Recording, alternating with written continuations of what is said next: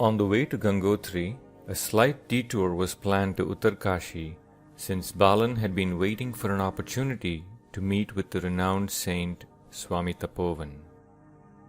The entire trip would take over 100 miles. It was a tiring and treacherous trek, since it goes through mountains over 11,000 feet tall. And to make matters worse, Balan's simple sandals had given out from all the walking. He would end up making the rest of the journey barefoot, with the pain of sore and blistered feet.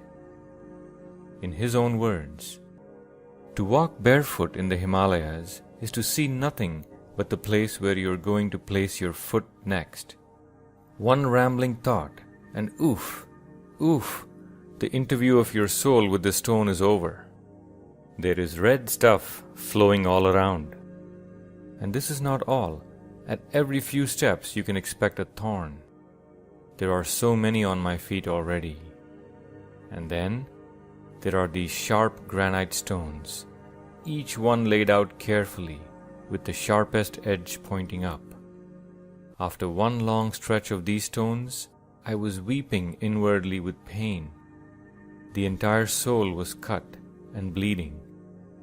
It's a pity that this trail is not receiving the attention of our government." They finally reached Uttarkashi on the banks of the Bhagirathi river. His detailed notes and sketches describe the splendor as well as the history of the place. Here's a snippet as to how he spent the evening.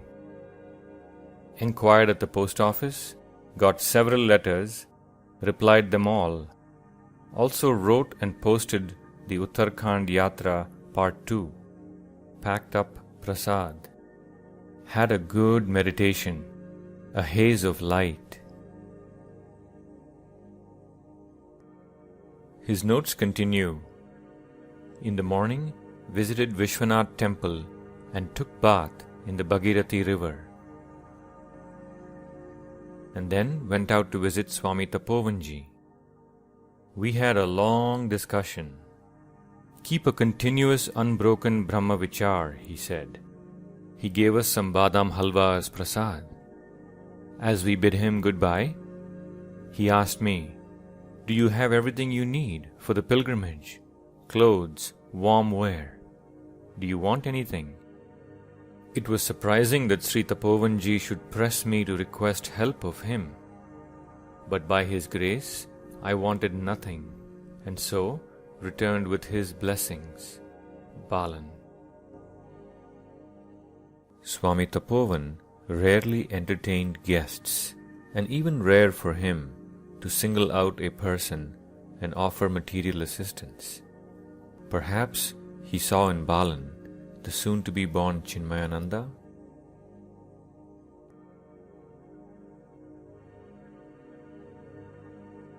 The next day, they started the trek to Gangotri.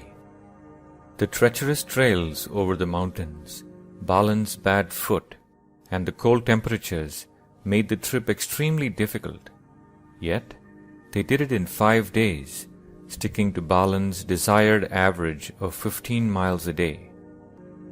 Here are some excerpts from that trip. Tired beyond words, bare feet shattered, we dragged ourselves to this dharmashala. No tea, no milk, no chilies. Usually, this is only an 18-mile trek, but due to the broken bridge, we ended up covering 20 miles today. We crawled into the dirty veranda to sleep.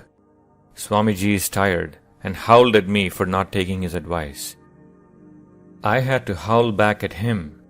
No other remedy to sort out this Mahatma, who doesn't seem to be himself. And for the last leg of the journey to Gangotri, they had to walk over an ice glacier that was over 150 feet wide, barefoot. Here are Balan's thoughts at that time.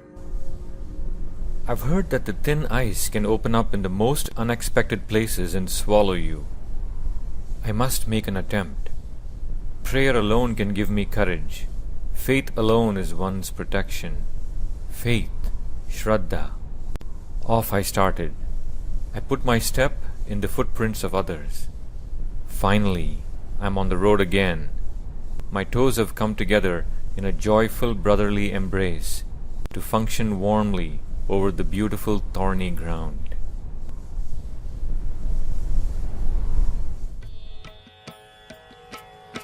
प्रसीद प्रभु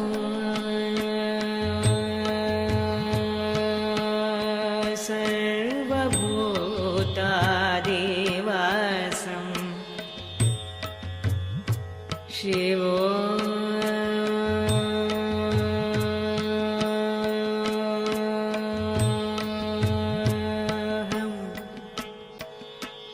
भजे